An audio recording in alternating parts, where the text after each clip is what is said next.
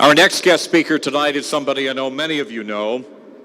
She is a family science researcher, president, and founder of Stand for Family.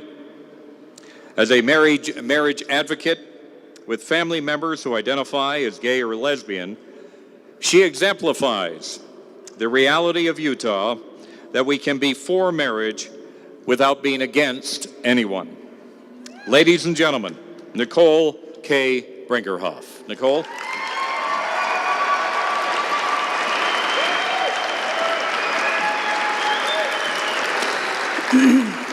Good evening. I'm honored to be able to address you today. It was Friday evening before the Christmas holidays when we heard the news about Judge Shelby overturning Utah's Amendment 3 and thereby legalizing same-sex marriage in Utah.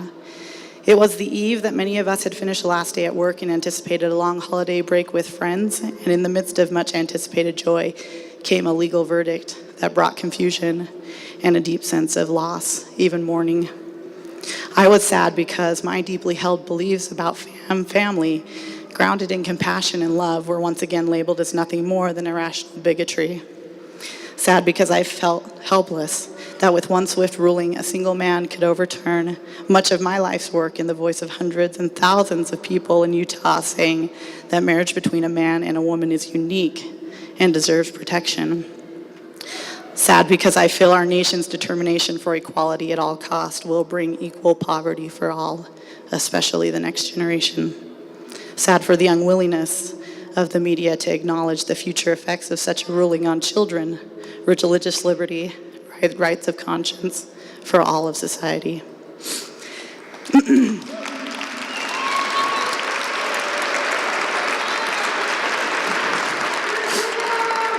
Increasingly over the last few weeks, I've been asked why I don't support gay marriage. I wish the question being asked was, why do you support the family as the fundamental unit of society? To support traditional marriage, you don't have to be against anyone. My support for traditional marriage grows out of love and personal experience, along with research on what is best for children. So let me begin by saying I have no hatred for my gay brothers and sisters, for they are in fact just that, as I'm sure they are for many of you.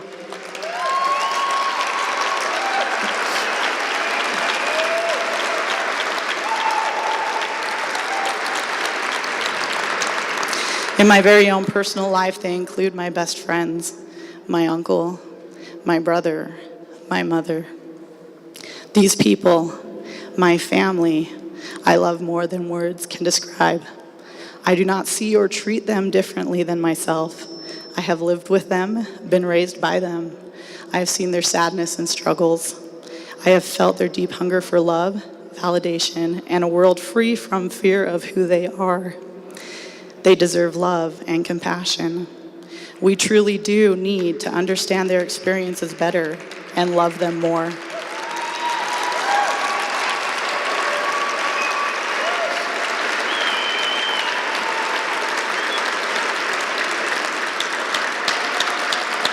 We all deserve this kind of love and compassion, but the answer to this does not lie in redefining marriage. This may come as a surprise, but my gay friends and family members also support my advocacy for traditional marriage. They support me in my advocacy because they understand that supporting marriage is not the same as hatred for gays.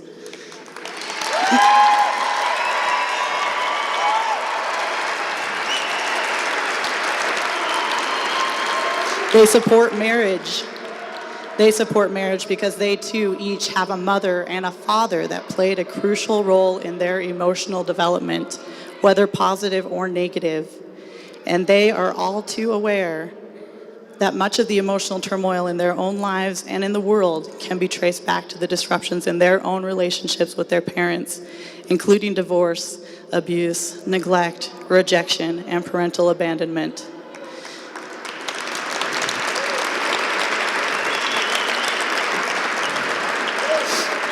It takes a lifetime of healing to compensate for what can be provided to a child in a loving home with his or her own parents.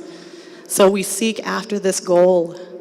This is the gold standard, the ideal we try to promote with public policy for the sake of every child, gay and straight.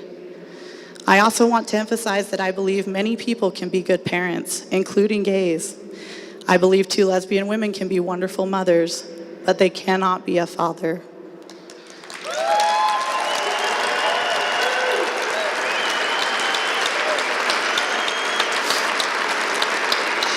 Two gay men can be wonderful fathers, but they will never replace a mother.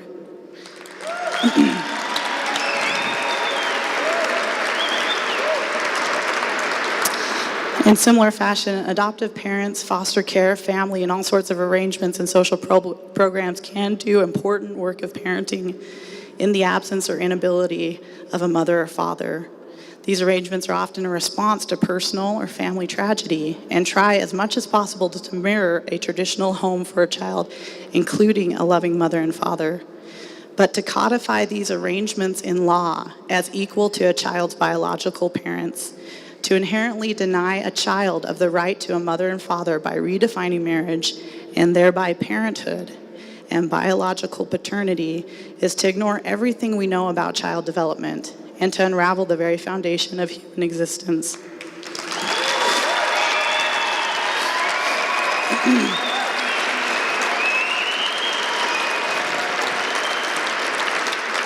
To redefine marriage puts the rights of adults before children and says to children, your biological inheritance doesn't matter in relation to my sexual rights.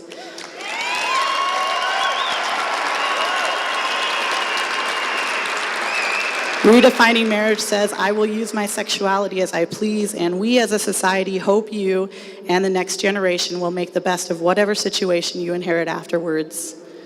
We begin to treat children as commodities rather than as people with rights, and we mortgage the future of our children and society for the sake of adult sexual rights.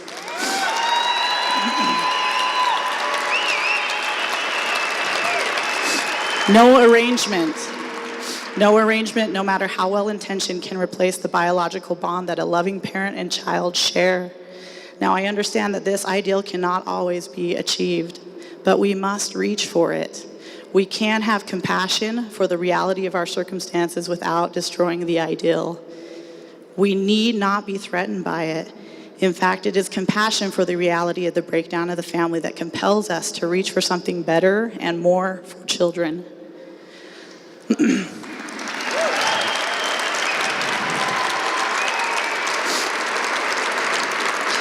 In closing, I want to mention a point about being involved. It has dawned on me that there are many reasons that a majority of Utahns have been afraid to be vocal about traditional marriage, which has been interpreted by the media as acceptance of this new sexual norm. Many are intimidated, many don't want to be seen as confrontational. We don't like conflict and thus have been primarily passive in dealing with these issues. And the truth is, many of us are simply absorbed in the all-consuming priorities of family life and don't have the time to deal with social issues.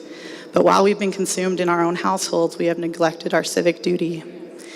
I want to suggest this is no longer a luxury we have. We have to make time. We have to give our talents and resources to make our voices known in the public square. We have to preserve the fundamental moral structures of society. Our state legislatures, federal judges, and U.S. Supreme Courts are literally making laws about gender and marriage and family based on the reaction of the citizens of Utah. We are now in the national spotlight. As Justice Scalia noted in his dissent in the recent U.S. Supreme Court ruling, quote, I promise you this, the only thing that will confine the court's holding regarding same-sex marriage is its sense of what it can get away with.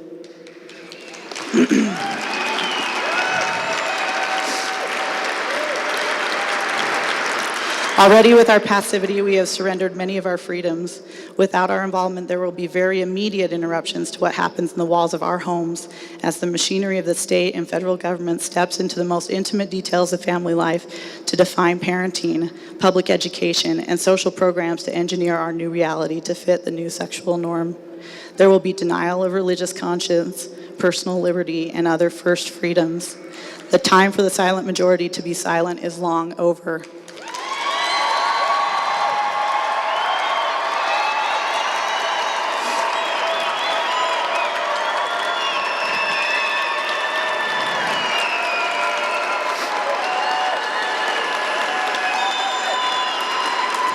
We can and must engage these issues with courage and civility. We can show the world that standing for marriage is standing with children and not against anyone. Please let your legislatures know that these issues are important to you. Support Sean Reyes in defending Amendment 3. Let the legislature know that redefining gender has consequences for all Utahns. Let your voices be raised. Thank you.